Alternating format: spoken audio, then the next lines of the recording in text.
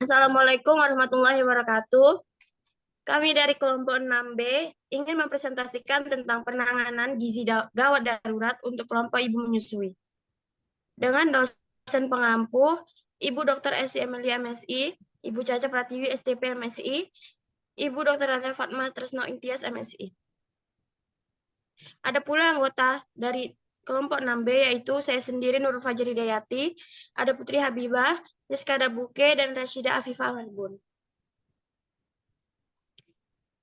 Materi pertama akan disampaikan oleh Putri Habibah. Latar belakang. Bencana adalah serangkaian peristiwa yang mengancam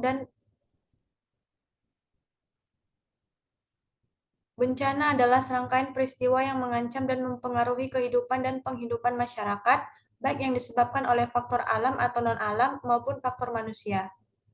Dampak fisik bencana pada umumnya berupa rusaknya berbagai sarana dan prasarana fisik. Namun dampak yang lebih mendasar adalah permasalahan kesehatan dan gizi masyarakat korban bencana, antara lain munculnya gizi buruk akibat kondisi sanitasi lingkungan yang buruk. Dampak kesehatan ini dapat mengubah fungsi dan kualitas hidup masyarakat yang terkena dampak bencana. Bayi, balita, ibu hamil, ibu menyusui, dan lansia adalah kelompok rentan yang mengalami masalah gizi. Selanjutnya,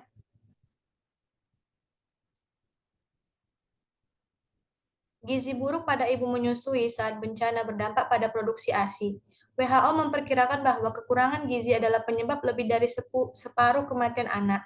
Hal ini tentu saja terkait dengan peningkatan resiko gizi buruk pada bayi akibat kurangnya asupan ASI saat bencana, kurangnya produksi ASI pada ibu menyusui akibat paparan penyakit menular, dan kurangnya edukasi tentang ASI dan fungsinya. Dalam Peraturan Menteri Kesehatan Nomor 75 Tahun 2019 disebutkan bahwa pelayanan gizi adalah salah satu pelayanan yang perlu dilakukan sebagai bagian dari penanggulangan krisis kesehatan, yang bertujuan untuk meningkatkan dan mempertahankan status gizi dan kesehatan korban bencana. Dalam pelaksanaannya, upaya penanganan gizi dalam situasi bencana merupakan rangkaian kegiatan yang dimulai sejak sebelum terjadinya bencana, prabencana, pada situasi bencana yang meliputi tahap tanggap darurat awal, tahap tanggap darurat lanjut, dan pasca bencana. Selanjutnya akan dijelaskan oleh teman saya.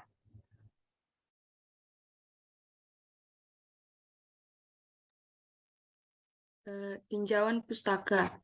Penurunan status kesehatan yang berasal dari infeksi menular dan penurunan status gizi menjadi masalah pokok yang umumnya terjadi pada kondisi kedaruratan bencana.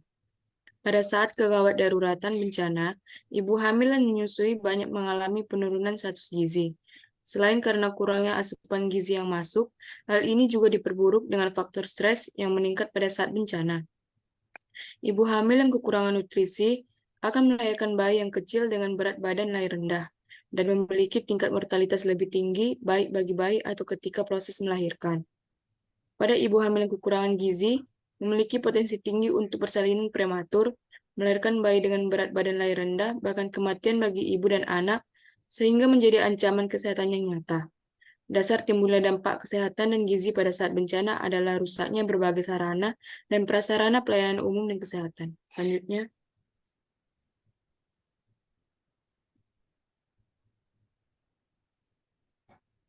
data dari WHO mengidentifikasi ibu hamil merupakan populasi beresiko mengalami defisiensi vitamin A.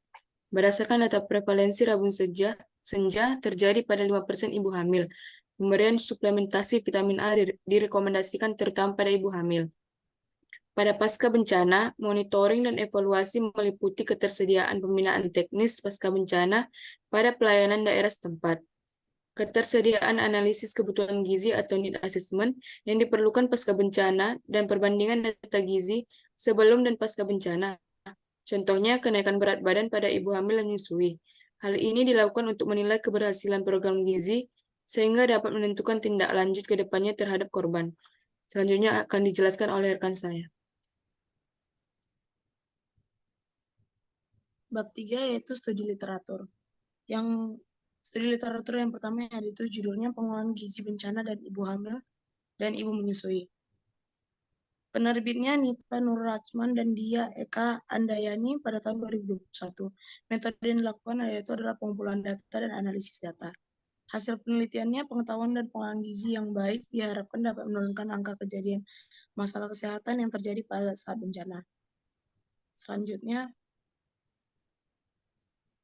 studi literatur yang kedua yaitu manajemen penyelamatan ibu hamil pasca bencana. Penerbit Ika Nuria Syafira Iswarani, Ismantu Anggani Fatwa Izati, Rusna Indah, Iftah Firdausi, dan Dodik Nursanto pada tahun 2019. Metode yang dilakukan meninjau dari artikel melalui Google Cendekia, PubMed, dan Mendeley. Hasil penelitian, bagaimana cara manajemen penyelamatan ibu hamil pasca bencana meliputi evakuasi, penanganan cedera, kontrol gizi, dan psikis. Selanjutnya, studi literatur ketiga yaitu modul keperawatan gawat darurat dan manajemen bencana alam lanjutan. Penerbit Skolin SKP MCAP pada tahun 2021. Metode yang dilakukan pengumpulan data dan analisis data. Hasil penelitian memberi pembekalan terhadap ibu dan anak dalam menghadapi bencana alam. Selanjutnya, analisis hasil. Hasil dari penelitian ini memberitahu bahwa cara penanganan perempuan sebagai korban bencana sangat membutuhkan perlakuan khusus. Dikarenakan perempuan memiliki kondisi khusus pula, termasuk pentingnya antisipasi penyediaan layanan dan memberikan penanganan khusus pada ibu hamil dan menyusui. Pada masa terjadinya bencana dibagi menjadi siaga darurat, tanggap darurat, dan transisi darurat. Dan pada masa bencana, tenaga kesehatan membantu ibu menjalani tugasnya dengan cara sebagai berikut: pemberian ASI atau air susu ibu, pemberian MPASI, makanan siap saji untuk ibu menyusui 5 hari pertama pasca bencana. Selanjutnya akan dilanjutkan oleh rekan saya.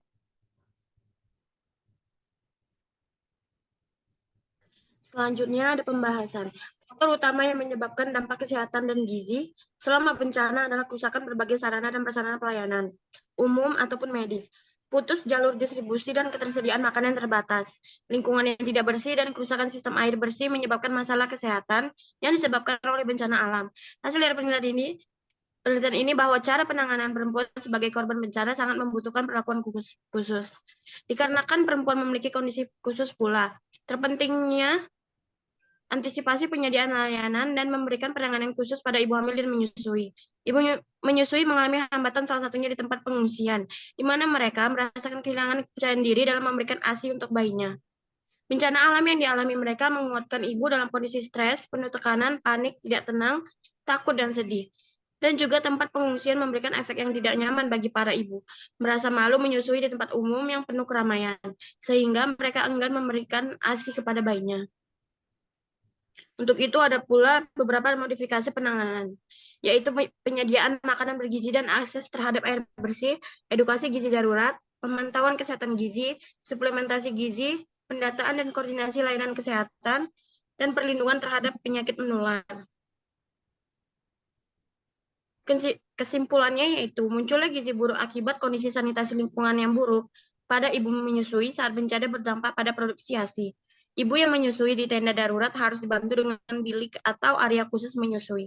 Ketersediaan ASI yang mencukupi dan melimpah pada dasarnya tidak terpengaruh oleh makanan atau minuman secara langsung. Namun, paparan makanan dan minuman yang menunjang akan menenteramkan ibu dalam menyusui dan menghilangkan kekhawatiran mereka. Sekian presentasi dan pembahasan dari kelompok 6B. Wassalamualaikum warahmatullahi wabarakatuh.